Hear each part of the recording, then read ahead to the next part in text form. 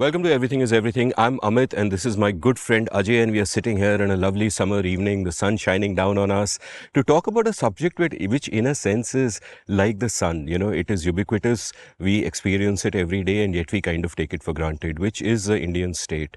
Now, we've had a bunch of episodes on the Indian state. Episode 25 was about the philosophy behind the state. Why should the state exist? How do we balance it with individual rights? So on and so forth. Episode 26 was about when should the state intervene in society, and we explained how there are just a limited set of circumstances in which it can intervene, but if those circumstances exist, it doesn't mean that it should intervene. You know, those are necessary but not sufficient conditions. We had an important episode on public choice theory where we spoke about how people in government are responding to incentives. They are human beings. So we can't think of the government as a benevolent beast which is always, working for our welfare. Recently, we did episodes on separation of powers and rules and discretion. And I think all of these are episodes which put together offer a fundamental framework of thinking about the Indian state. And I'm glad to let you know that we're going to do that today as well. Ajay, what do we have lined up? Not just the Indian state. Every state. Yeah. So this is of great interest to our viewers ranging from Germany to Mozambique. Today, many viewers in Mozambique. Yeah. Today we are going to go off into a fundamental tension inside the state. So right at episode 25, we started at Max Weber's concept of defining the state. The state is defined as a community that achieves and maintains a monopoly of violence in a given territory. Okay, that's just a fundamental foundational thing about what is the state. Today we're going to go equally into a partner of that idea by Max Weber, which is the word legitimacy. Okay, all of us have an intuitive English conception of what is legitimate, what is legitimacy, when is a state legitimate, and how does the state achieve legitimacy. I think everybody has some vague English notion, and today we're going to do an episode's length version of going from just a vague English notion of that word to thinking deeply about the word legitimacy as it is applied to the state. And it is a beautiful fundamental building block of our understanding of the state, both from a distance, if you want to understand why the state is sometimes able to do things and in some situations is not, as also a practical toolkit for the conditions under which the state can become more effective.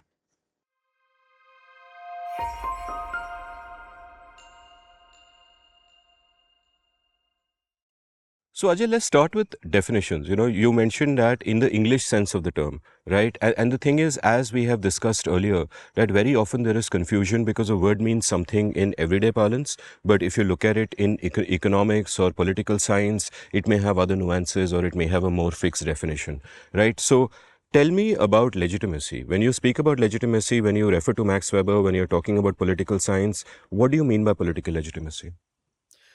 Legitimacy in a regime is the belief of the people that the community, the state, is the community that achieves and maintains a monopoly of violence, has a right to rule over us. Okay, so it's a very messy, soft construct. It is the thought in the minds of the people that, yeah, the state is legitimate and they have the right to rule over us. Okay, now we will come in the next chapter to the sources of legitimacy. But right now, I just want to leave it at the slogan that the people should give the state the benefit of the doubt. That, yeah, if they're saying something, it makes sense. Or if they're saying something, I'm morally obliged to try to follow, or the laws and the procedures of the state readily turn into social customs, social norms. What you mean to say is not that people should follow this thing, but that when it is legitimate, then they will. That they do. Yes. So in a legitimate state, when the government comes up with a law saying you should wear blue caps on Tuesday, you know, I'm going to think to myself, what the hell? Like, why should I bother wearing a blue cap on Tuesday? Or why should I bang my pots and pans in the evening at 6 p.m. or whatever? But when there is legitimacy of the state, there is respect, there is a sense that they know what they're doing and that they mean well and they care about me, and that people are more likely to fall in line, people are more likely to create social norms and therefore social implementation of the laws and frameworks created by the state. That is legitimacy. Now, why does this matter? Legitimacy matters because if all you have is coercive power, then you actually have very little. It is a ridiculous level of violence and surveillance and coercion that is required by the state to go reach into every household and every home and grab people and force them to comply. So while it is true that Max Weber's definition of the state is it's the community that achieves and maintains a monopoly of violence, you can't live by violence every day. If you start living by violence every day, it has its own problems. We'll come back and discuss the consequences of illegitimacy in a moment. But right now I want to define legitimacy. Legitimacy is a sense of good faith that if the government says I should drive on the left side of the road, there's probably some merit to it. And I'll try to drive on the left of the road and it'll become a social norm and a convention. Now, equally a part of the word legitimacy are not just the citizenry, but also the employees of the state. So the civil servants who make the state, the soldiers, the policemen, they are all also part of the word's legitimacy. At one polar extreme, you can think of a cold power game that the state is just a tool of violence. Then these employees of the state, the functionaries of the state, are cynical and they're just trying to protect themselves and get ahead in their life. They're working for their own careers. And for the rest, they roll their eyes every time the state comes out with a new edict that, yeah, whatever, okay, would be the attitude of a civil servant or a policeman to one more section in the law. And the person would just be thinking, how can I use it? That can I now build a new protection racket using the new clause that is there in the IPC? So they'd be looking at it around the concepts of their own enrichment, or that Fukuyama's conceptions that it's very easy for us to focus on our friends and family. So when you are a state employee, really your primal urge is to use state power to favor your kith and kin, and so you get all kinds of tribalistic behaviors. And so in an illegitimate state, the soldier, the policeman, the civil servant is skeptical and cynical about the lawmaking functions of the state and of the process design that, oh, you're giving me a UID AI backed system to run PDS. So I'm giggling inside that, yeah, like these people have any hope in hell of figuring out how these things actually work on the ground. And I'll quietly come up with cleverness, which I will tell my buddies about how we should bypass this system now. Okay, that's a cynical person that really doesn't believe in anything that the state is doing. So state legitimacy is not just about the eyes of the populace, it is also in the eyes of the state. The functionaries of the state have to believe in the state, they have to look up to the state, they have to believe in the shared mission and the virtue and the quality and the competence of the state. Otherwise, the ability to implement anything fades away. And this takes you to the word state capability. That everybody is interested in state capability. Well, one of the building blocks that is going to take us to state capability will be greater state legitimacy. In this, I want to talk about Land Pritchett and co-authors' famous paper where they describe India as the flailing state. Okay, so their idea is that in India there is the brain of the state, which is some super competent senior IAS officers who are really like top of the game by any global standard, and they come up with all kinds of ideas and nothing particularly happens in the ground reality, because as Land puts it, it's like the nerves that connect the brain to the fingers have been severed, and the government can pontificate all it wants, but nothing much changes in the ground reality. Okay. Now, one element of that flailing state problem is this kind of lack of legitimacy, that if the civil servants are fundamentally cynical, skeptical, they are bombarded by nonsense propositions every alternate day from high above, then they're basically going to ignore it. They will not pay attention. They'll say, yeah, whatever. And as long as I don't get into trouble, I'm fine. I'm not trying to actually be an honest part of the state. Some of the things I've said actually apply to every large organization. Okay, many corporate slaves will have that similar cynical sense of lack of respect for the leadership. So I would say to all leaderships that you actually need respect. You need a very soft currency called respect. You need a soft currency called legitimacy. You can't only crave the hard power of fear, the hard power of the coercive power, the violence, the ability to make people do what you want when you have got them in your crosshairs. There is actually much more to being a large complex organization, to being a state, than mere monopolization of violence. It is this soft word, legitimacy. And right here, I just want to clarify two slightly confusing things that people sometimes get stuck on. Is illegality the same as illegitimacy, or is legality the same as legitimacy? And the answer is no. Okay, so in Joseph Stalin's Russia, everybody hated the regime. The regime operated by laws. Okay, when every single person was alone and had any ability to break laws, they did it with pleasure. But there were laws and the system operated by laws. There was significant amount of legality, meaning the NKVD had the legal authority to grab you from your bedroom. Okay, so it was fully legal, but it was fully legitimate. And the other is power, that legitimacy doesn't come from power. In fact, the very essence of what I'm saying is that a state has achieved the monopoly of violence. So we are not in Baluchistan anymore. We are not in Afghanistan anymore. Okay, we're not dealing with Naxalites in many bad districts of India. We've achieved the monopoly of violence. When the state sends a team to bust somebody in their house, there is no question that they will be able to break down that door. They will not face machine gun return fire, and they will have their way through violence. So Max Weber's first level is assured. We've got the monopoly of violence. Then what?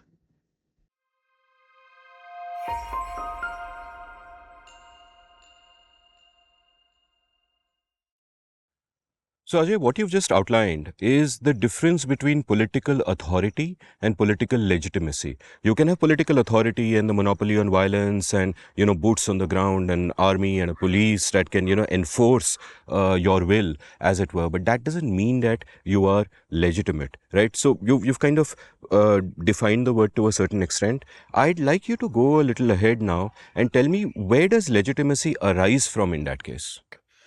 Max Weber taught us three directions about how legitimacy arises. The first piece, he says, is tradition. You have legitimacy because it is the traditional authority, typically like a dynasty, a king, okay, the Mughal Empire. Okay, after hundreds of years, you just have a certain legitimacy that this has always been there, this is the way it is. So when Aurangzeb becomes emperor, we're just going to give him the respect that we always gave the empire, and for hundreds of years we've given the empire that respect. Okay, so that is one source, which is just a traditional respect. Similarly, in many elements of traditional society get a respect for free. I mean, there is patriarchy, it gets a certain amount of respect for free because it has always been there. So that's the first line of attack on where legitimacy comes from. The second line of attack on where legitimacy comes from is when you have the charisma of a great leader. Okay, so consider Napoleon. Was very much a revolutionary character, was not part of the traditional system. That there was no Napoleonic dynasty going back 100 years. In fact, the French Revolution had killed off the previous dynastic rule of France. But Napoleon achieved legitimacy from the sheer power of his character and his charisma. And just because Napoleon was such an amazing person and people told tales about the glory of Napoleon, then you get a certain legitimacy out of that, that this person is just so amazing, and not so amazing in winning and retaining power and achieving a monopoly of violence. Something more. Okay, there has to be a character that is something more. And so, for example, in India, I think the closest we get to that is Nehru, who was just like a charismatic figure, a well-loved figure. Yes, of course he won elections, but that's the least of it. He was a well-loved figure, he was a respected figure. All over India, people took him seriously when he said that, guys, we should think about something.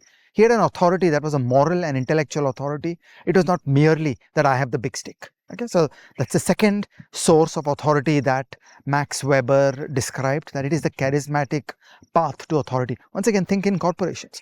You can just be a leadership team in the company, or you can be legends. You can have charisma that when you stand up and start talking, people notice, people respect what is being said. They think that, these guys have really figured out something. So there is a charismatic path to legitimacy, which is different from mere power. You know, I'm kind of amused because a good friend of mine, I don't know if you know him, Dr. Shah, keeps telling me that a country is not like a company. And twice now you have brought up a company while talking about the My state. bad. Stop it, sir. Yeah. Dr. Shah will be very angry with you. Please continue. Agreed.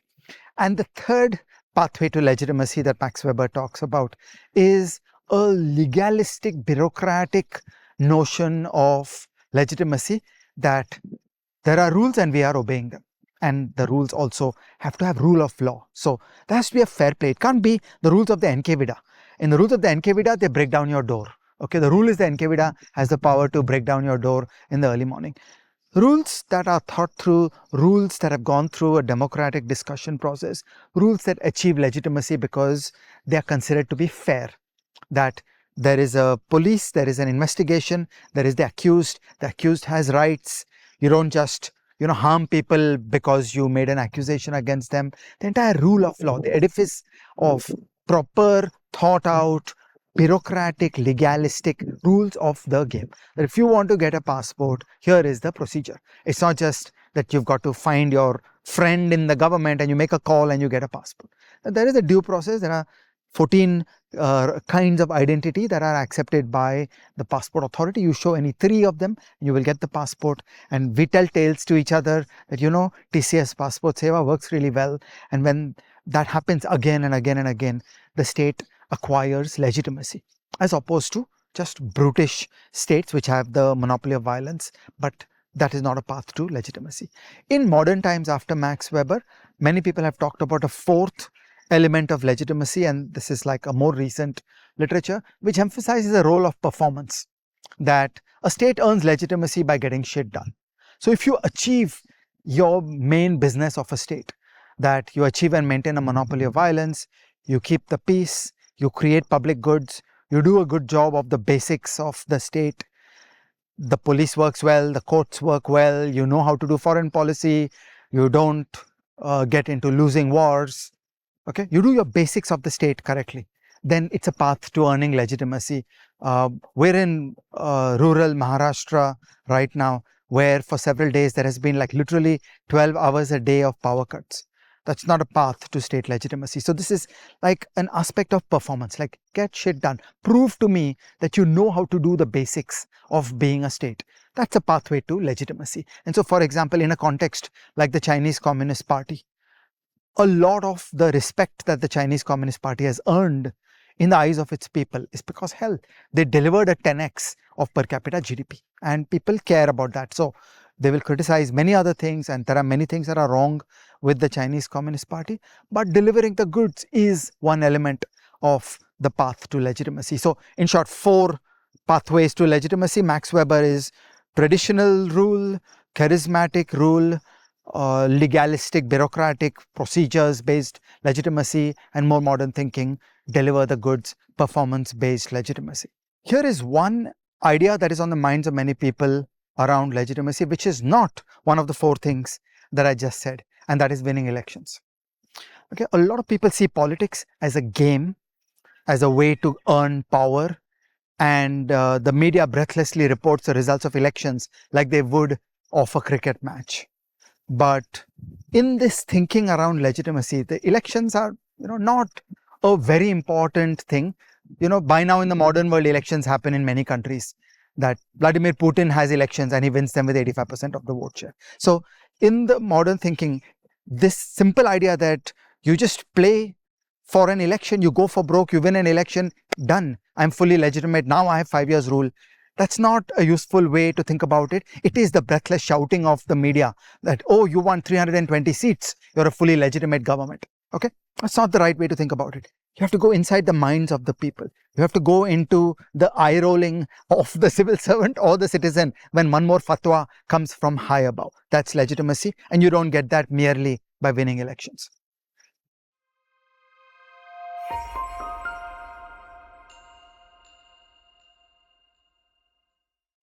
So I remember this famous poem by Bertolt Brecht where he says that if a government has lost the confidence of the people, it should just elect a new people. And I'll come back to your point on elections later. I have 4 deeper nuance points to make about legitimacy, which I'll leave for the end of the episode. But here's the question, If you are a state with no people, then legitimacy is a nonsense term because you are only legitimate in the eyes of someone. So, and there can be authoritarian leaders who will say that I have the power, I have achieved the monopoly of violence. So what if I'm not legitimate in the ways that you are defining it? So lay it out for me that even for someone who has gained that kind of absolute power, it is not a cakewalk. Even for someone like that, legitimacy matters a lot. So, what are the harms that emanate for a country and even for the state when there is a problem around legitimacy? Many things start going wrong. Let's talk about some of them. When there is illegitimacy, we've already said there is too much of a need of coercion. You see the government putting larger and larger sums of money on its coercive organs. You will see budgets of coercive organs going up dramatically. You will see the construction of a surveillance state.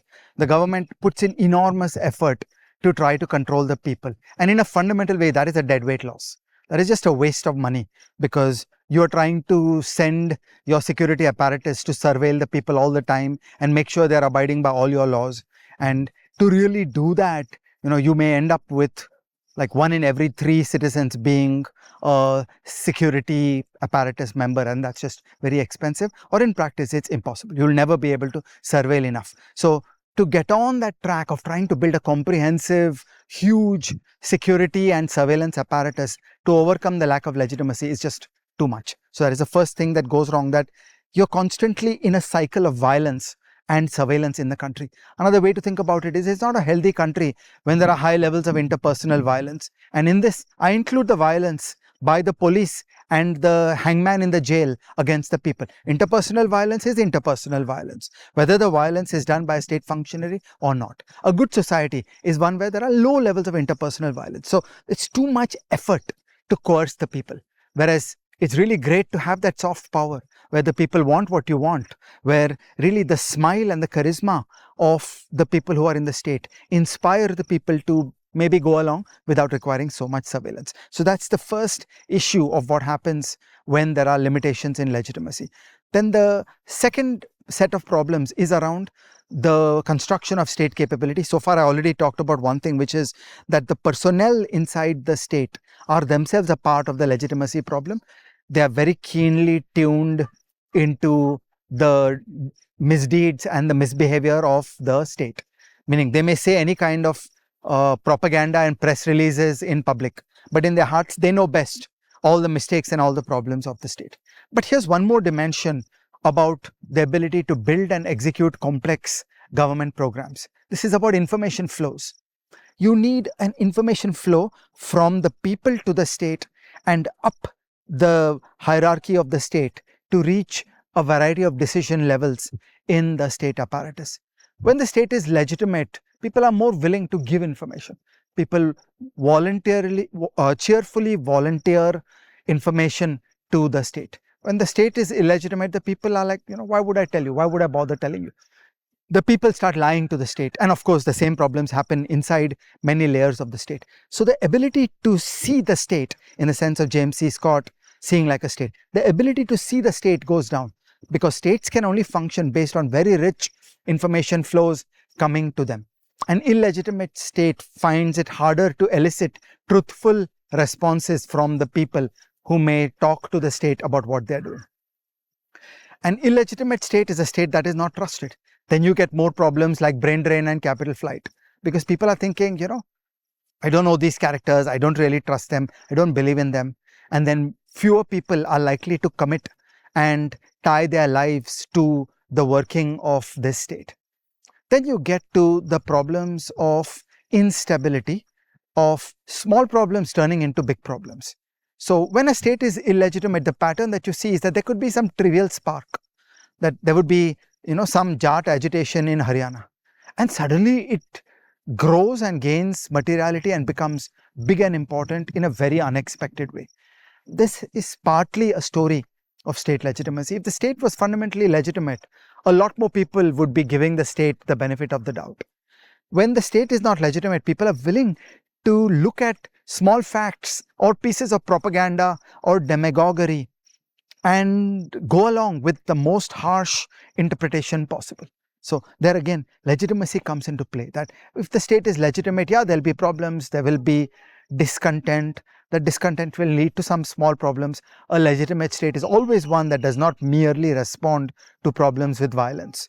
And so a legitimate state will be speaking through charismatic authority, through knowledge-based authority, through legalistic and bureaucratic procedures with the people who have discontent, not merely try to crush them under the heel. And then those small problems will tend to subside and die away. So the symptom that a small problem snowballs into a big problem is the symptom of limitations of state legibility. And that takes you to ultimately the whole enchilada, which is political regime stability. That a legitimate state is more stable. You know, the people are on board. The people are comfortable. They broadly trust me, even if they did not vote for me. They broadly trust me.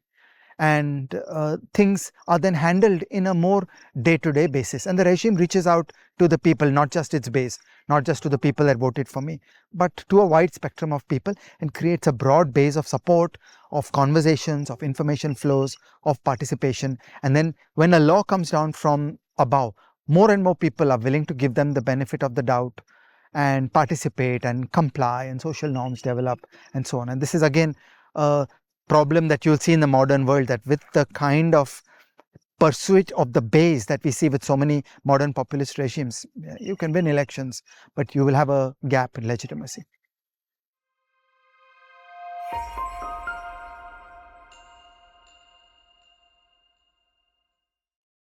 So, what you've just outlined beautifully is that even if you have political authority, it is still in your rational self-interest to try and gain legitimacy, which brings us straight to public choice theory and the role of incentives.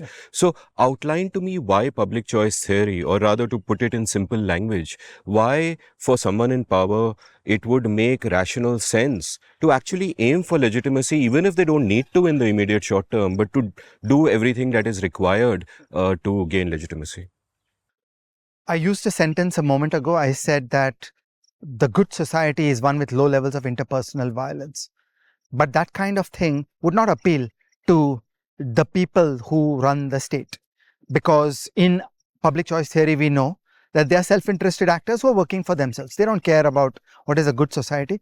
They care that, you know, I am the state, I rule, I have coercive power, and I am able to crush anybody inside the country.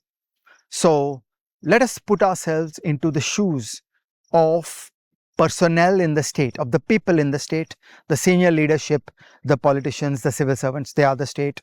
And just let's play pure public choice theory, that we're not appealing to your decency. We're not appealing to you being a good guy. We're just understanding your maximization. And from your own self-interest, why would you do this? Okay, so to say some of these things in a different way, that look, coercion is expensive. Coercion is painful. You'd have to devote so much of your time and trouble to coercion. Whereas if you took legitimacy, you'd get more done. You know, like, why do you have power? You have power for a reason. You don't want to hide in your room and not exercise the power.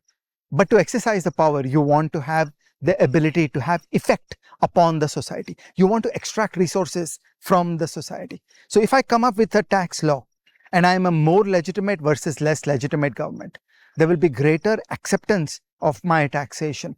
There will be greater social norms in favor of paying taxes. And the citizenry will give me the benefit of the doubt that, okay, you're saying there should be X kind of tax, fine, I'll go along. As opposed to the citizenry cold-bloodedly thinking and calculating, being sullen and resentful, thing, can I get away without paying the tax? Okay, like, look at the GST environment in India, where so much activity is done in cash, because the citizenry is systematically saying that I will do all I can to avoid the burden of taxation. And people will move entire industries into cash activities in order to avoid the GST. So this is the way of thinking where pure public choice theory takes us into the logic for the state in doing things differently. Next, let me come to regime stability. That I already said that an illegitimate regime will be one where, as long as the monopoly of power is there, the people are clapping, the media is praising, you know, everybody falls in line. You can achieve that propaganda environment where everybody is praising the state. But as you and I have remarked so many times, everybody in East Germany loved the Communist Party until the day the Communist Party fell. And then suddenly you realized that the Communist Party had absolutely no friends. So you get more regime fragility. You get more instability when there is a lack of legitimacy. When there is legitimacy, you have a broad base of support, not just the people who voted for you. Many people are, broadly willing to go along that, yeah, these guys know what they're doing, they're decent people, I trust them, they care about the people, and you get greater regime stability. And anybody in the state should be very oriented towards greater regime stability. Okay, nobody should want the kind of political strife and nightmares that have been seen all over the world and to some extent in India about regime instability. So this is appealing to the self-interest of the people in the state, saying that yes, public choice theory teaches us that you care about yourself, but this is your self-interest. That what's the point of being a brittle regime where it is violence every day, and you're not getting things done, you're not actually able to extract more resources. So an enlightened king, an enlightened state would want to extract more for herself, not less. So then you have to create conditions for success of the country and willing participation by the people in your doings. This reminds me of the two terms coined by Manker Olson we've spoken about before, roving bandits and stationary bandits, where if you imagine that there is a village somewhere and bandits keep coming, a roving bandit will just destroy the village completely because they have no interest. They are roving. They come and they go. But a stationary bandit is someone who intends to stay there and to continue robbing it. And to continue robbing it, he can't just destroy everything at one go. He has to allow the people to prosper so that he has something to rob. And perversely enough, this plays to exactly this kind of public choice logic that even if you're a bandit, it is in your interest to at least try to be a legitimate bandit. Correct. And to take this precise idea along, if the bandit operates in an environment of legitimacy, of traditional legitimacy, of charismatic legitimacy, of legalistic bureaucratic legitimacy, of performance-based legitimacy, then the people in the village will be more willing to do land improvement, to start shops and businesses, to achieve prosperity, to build better homes, and so on. Whereas if the stationary bandit takes the stance that I will rob and pillage as I like, then the people are more likely to just dig holes in the ground and hide their gold. So this is the direct connection, that legitimacy is the key, that if people are willing to give the presumption of doubt to the regime, that, they'll think about things, there will be some sense, there will be some future reasoning, and we will be part of that reasoning, that's democratic legitimacy, then crazy things will not happen in the future.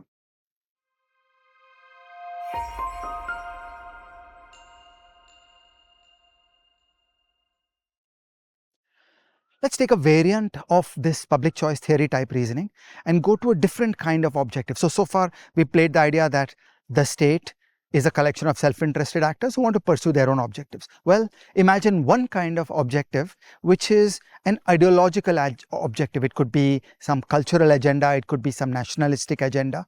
And the person says, really, I don't want money, I don't want to steal money from the people, I don't want arbitrary power, but I want to enforce my cultural program, that I have a cultural manifesto, I have a cultural program, and I want to force it down the people. And yeah, there are any internal enemies, there are the people who don't share my culture, and I will crush them, and that is my priority. Okay, so imagine a person says all this.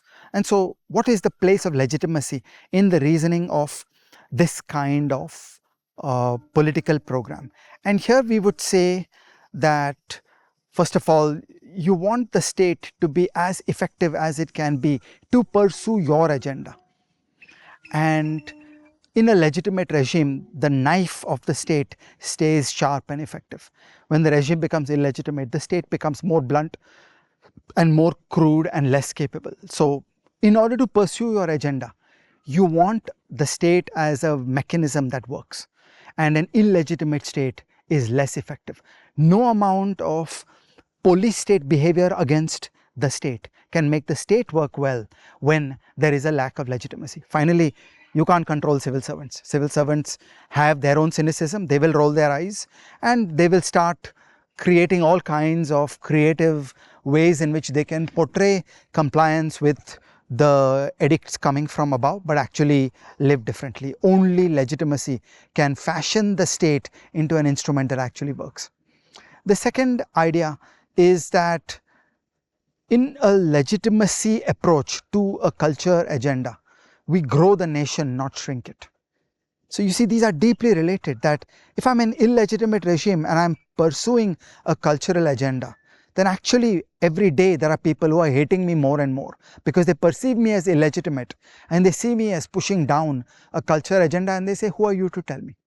Whereas only in an environment of legitimacy can a authority which has the four sources of legitimacy actually speak up on cultural issues, and the people will kind of think that, okay, you know, I don't quite agree, but yeah, I respect this person.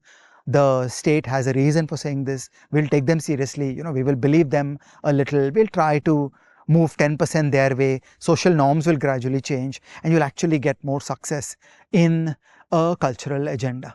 So for these kinds of reasons, even if a state said that I'm not a thief, I'm not trying to steal from the people and maximize my self-interest in a simple public choice theory way, and my agenda is only cultural, I live for a bigger, higher goal, some ideological project, even then there is merit in caring about legitimacy, fostering legitimacy, earning legitimacy, and then your cultural project will be done better. Ajay Shah, you're teaching demagogues how to think rationally. This will not do. You will be held responsible for this, you mad Gujarati.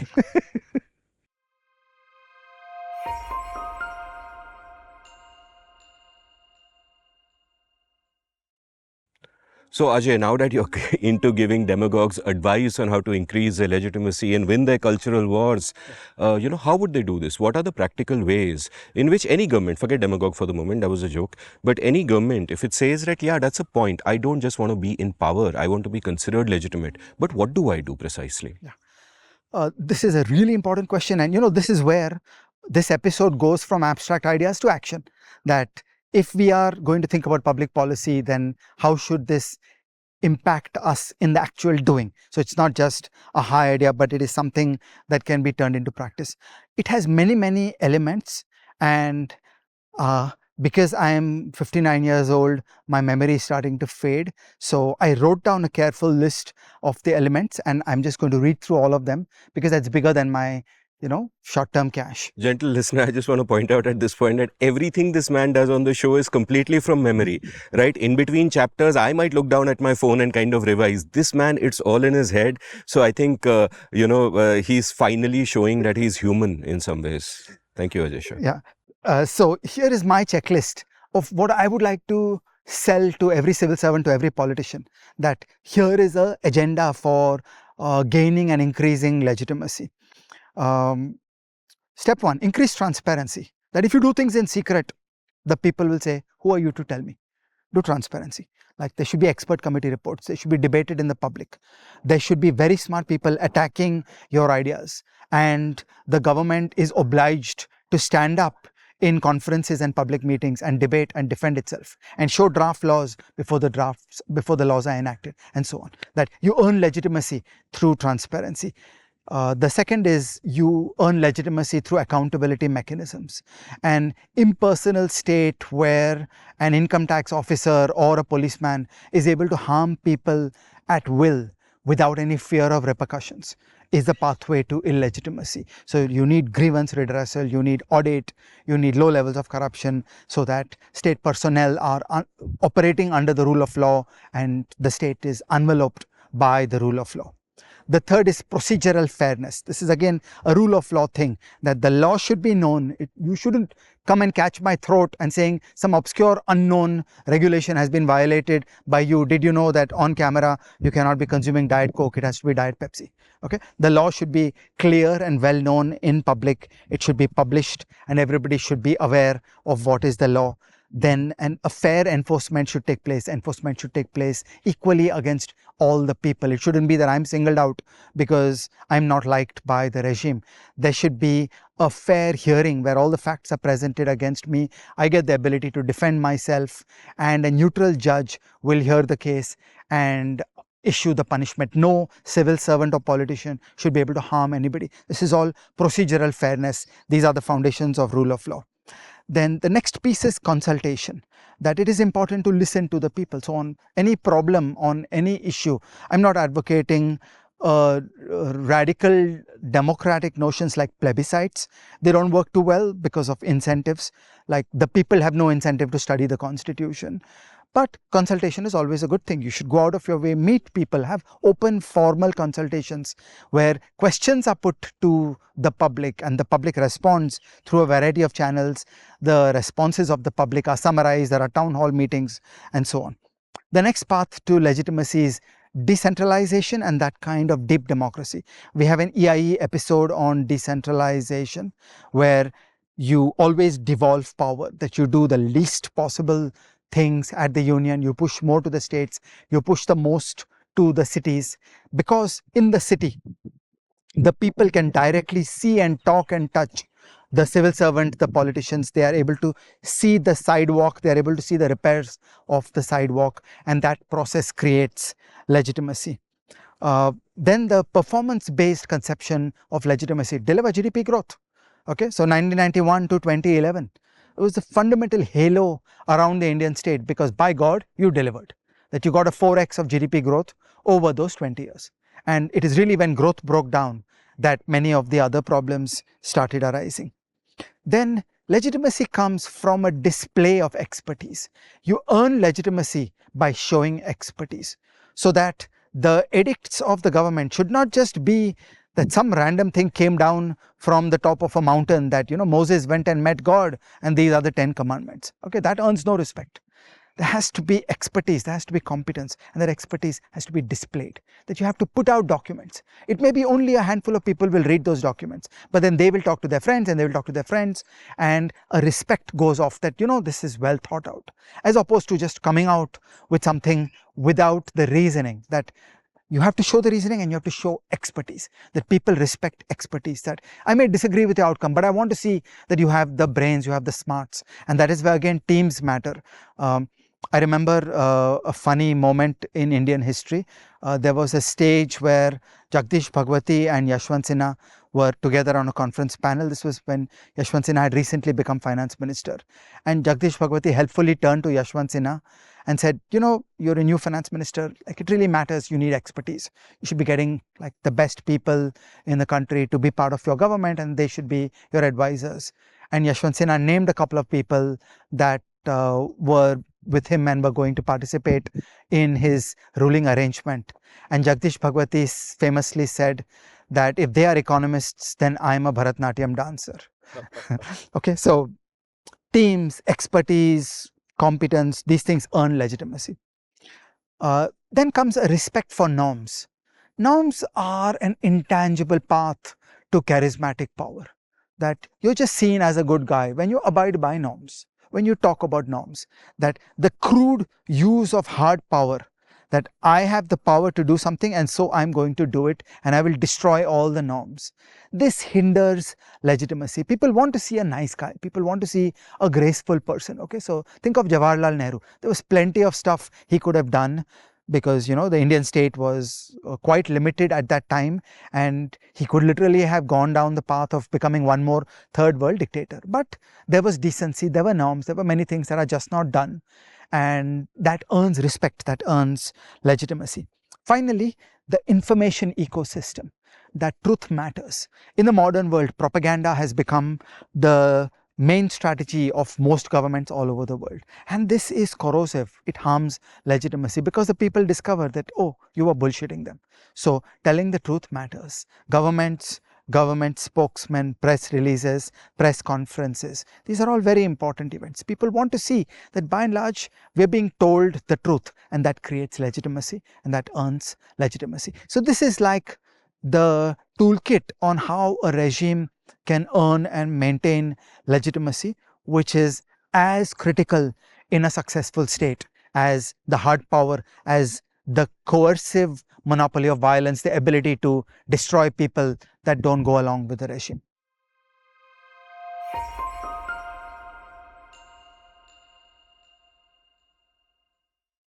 And now we want to hear the views of the great political philosopher, Amit Varma. I would, I would contest both the phrases you used in terms of babbling and great political philosopher. Thank you for the masterclass. I always find that essays like this or episodes like this are really useful because we often don't think about certain stuff. We don't think about what the state is. Everything is normalized. Things are the way they are. And it is useful to constantly keep examining and asking the question, why? Why this? Why that? What is the basis of this? What is the argument here? What is the rationale here? What happens if? So I'm glad we are doing that. I have four broad thoughts. And before that, a preamble. And the preamble is about the language that we are using. That I think it is dangerous to think of legitimacy as being either A, an acceptance of or compliance with what a government might be doing, or B, the absence of dissent to a government, right? So a government might be functioning in a particular way and everybody seems to be complying and no one is actively dissenting, and you might think, oh, then they think it is legitimate. Maybe they even vote for it. But I would say that no, let us not mistake that for legitimacy, and I want to draw that distinction. And I want to make 4 points where I will basically, as if I have an incredible zoom lens, I will zoom out from a microscopic view to a much larger view. My first point is really about how I personally look at the question of the state and its legitimacy. The second point is going to be about our society today. The third point is going to be about our history, India's history from 47 onwards. And the fourth point is going to be a broader normative point, right? My first point is about me. How do I look at this? Personally, I will never consider any government to be legitimate. In the same way that I don't accept that term, the social contract. A contract is something that is signed in a voluntary way between consenting parties. I have never agreed to sign a social contract. So when people expect me to behave in a certain way and say this is according to the social contract, I'm like, hey, I never signed anything. So for that reason, I do not consider any government to be legitimate. Yes, I am a law-abiding citizen. I go at pains to be a law-abiding citizen. But the reason I comply with the law and that I obey the state is not an ethical reason. It is a practical reason. I don't want to go to jail. I don't want to get into trouble. Let's do the right thing. There are a set of norms that I comply with for ethical reasons. And those are either norms I've set for myself, for my own behavior, or social norms that I might agree with. And those I feel are the right thing to do. But with the state, it is indeed the monopoly on violence that makes me act in a certain way, right? That's point number one. And therefore, that underscores that just because I am not dissenting and just because I seem to accept whatever laws are passed by the state and just because I'm law abiding doesn't mean, don't use that as a proxy for my thinking the state is legitimate. My second point is that most people are actually pretty apathetic about the state in India for all of these decades. If you just look at how things are currently, I don't think Indians even think about whether the state is legitimate or consider it legitimate. Barring a few lucky people like elites like you and me, the rule of law does not exist in India. The state is dysfunctional, right? It is a parasitic state. It is an extractive state. Most people are very cynical about this. Gurcharan Das has a book with the great title, India Grows at Night, right? We live despite the state. We thrive despite the state, right? So the question of the legitimacy of the state is actually moot. It is orthogonal. It doesn't come in here. We function despite the state. Now, that point you made about decentralization to me is super important, right? One of the reasons that, we are apathetic about the state is that the state does not deliver. And the main reason it doesn't deliver is that it is not accountable to us. The link between power and accountability is completely broken. And the reason that link between power and accountability is broken is because we don't have decentralization. There is no way to, a government in Delhi will never know the right way to govern a city like mine. The people I vote for don't have power to change my life, and the people who have power to change my life don't need my vote. They can, use vote banks elsewhere. So that has led to this apathy by and large, where most people believe that it doesn't matter which government is in power. On the margins, maybe it is this or that. My voting is, comes out of the same kind of considerations that people will support Manchester United or Liverpool. It's that kind of tribal loyalty without actually a consequential impact on my life, by and large. So that's my point number two, that as a society, I don't think we consider or have considered a government to be legitimate. We are by and large apathetic, and that is a terrible state of affairs which both you and I would bemoan, right?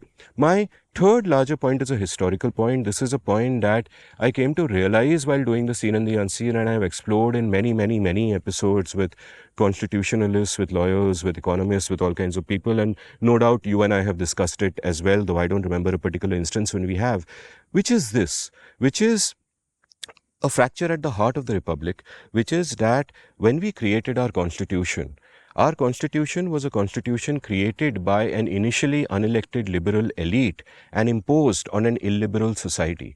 The values of the constitution did not reflect the values of society.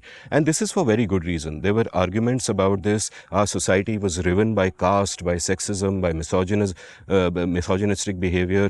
Gandhi's idea of village republic seemed to be a disaster because of, the way Khap panchayats actually ran villages.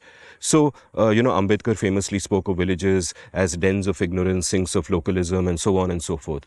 So, there came the noble thought that let us aspire to something better. And in many ways, we aspired to something better, and thank God we did. For example, universal adult franchise coming to India much before it did to, many other parts of the developed world. So, all of that is great. But the truth was that the constitution, again in Ambedkar's words, was just a topsoil. India wasn't like that. And I think that the key battle there was a battle of ideas. The key battle there was to say, for liberal people to say that, hey, we've done the constitution, we have put the values out there, but that is not enough. We must spread our values in the culture the way Gandhi wanted bottom up. We must spread our values in the culture, so we don't just have a liberal constitution, which by the way we don't. It is deeply illiberal in many ways, including its protection of free speech, as we've discussed in a past episode. But it was more liberal than society. And the thinking should have been, the aspiration should have been that let's also work at the same time on making society as liberal as we would want it to be, and not think that liberal values can be imposed from the top down. That was a critical error. And today I feel what has happened is that A, that social change didn't happen, and B, politics has caught up with society. You and I may bemoan the politics of the current day, but the truth of the matter is you and I are the fringe. We are the deracinated elite. We are not representative of what India really is, right? Today, as I say, politics has caught up with society. It is the way it is. And I think I think it makes no sense for you and me to sit here and say that elections don't matter and that this government is illegitimate because it doesn't conform to our ideas of what we want a government to be. I think that is also short-sighted. The point is that legitimacy is not something that a bunch of people, elites speaking in English with a certain set of values that the country doesn't share can sit and decide. Where does legitimacy flow from? Now, I agree with you that you cannot look at legitimacy simply in terms of numbers. It's like that famous cartoon about two wolves and a sheep deciding voting on what to have for dinner. That is a disastrous. You need a constitutional bedrock. You can't just be a democracy. You need to be a republic. But we have to be cognizant of this, that I feel deep disquiet when people like us, diss a particular government in power, and we diss the people in a sense. And we call that government legitimate just because we don't agree with its values. No, I think that is a wrong approach. That is how we lose the battle of ideas. I think what we need to do, the task for you and me, Ajay, and in a very small sense, we try to do this through this show and everything else we do. And that task is to go out there in the marketplace of ideas and spread these ideas and make these ideas legitimate. So the kind of legitimate government we want can, is then something that the people at large agree with. And this brings me to my fourth point, which is a normative point. Legitimacy is impossible without freedom. And this is why, if legitimacy can only come from people at large agreeing on a set of values, then you need there to be an active and thriving marketplace of ideas.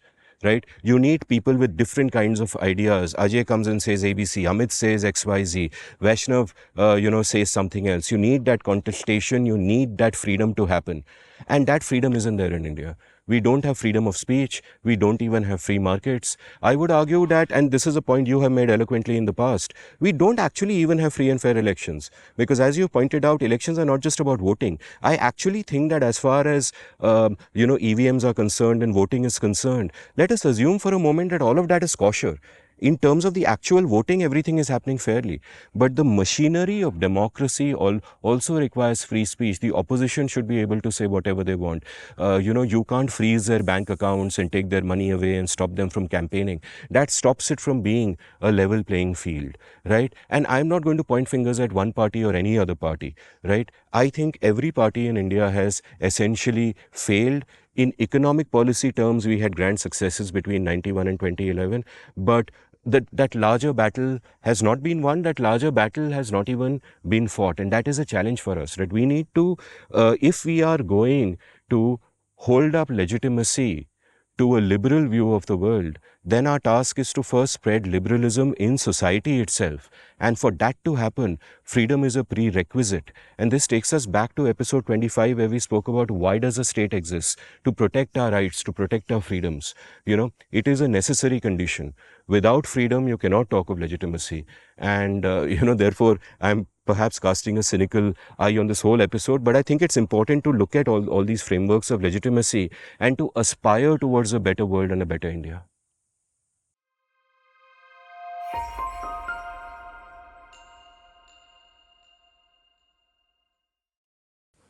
So, Ajay, recommendation for today. And you, by the way, promised 7 recommendations recently. You don't have 7 right now, you just told me, but give us one, and in the next episode, Ajay Shah, you will do 7. My one recommendation for today is Max Weber, Politics as a Vocation, one of the great books of the world. Everybody should read it. And Amit, what are your recommendations for today? So I want to recommend a book by the philosopher Jason Brennan called When All Else Fails, The Ethics of Resistance to State Injustice.